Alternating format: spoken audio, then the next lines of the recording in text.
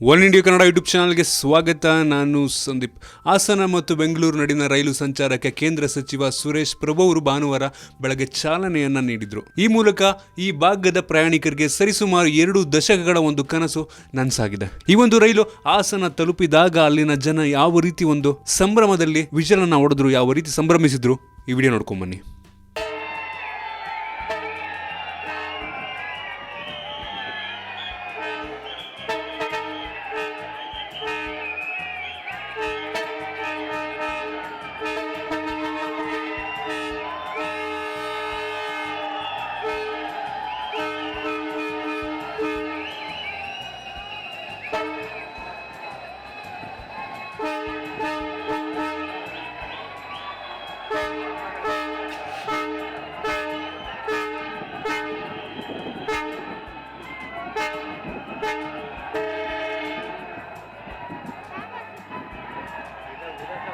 ನಿಮಗೆ ಈ ವಿಡಿಯೋ ಇಷ್ಟ ಆಗಿದ್ರೆ ಲೈಕ್ ಮಾಡಿ, ಶೇರ್ ಮಾಡಿ. ಇದೇ ರೀತಿ ನಮ್ಮ ಬೇರೆ ಬೇರೆ ವಿಡಿಯೋಗಳಿಗೆ ಒನ್ ಇಂಡಿಯಾ ಕನ್ನಡ ಯೂಟ್ಯೂಬ್ ಚಾನಲ್ಗೆ ಸಬ್ಸ್ಕ್ರೈಬ್ ಮಾಡಿ.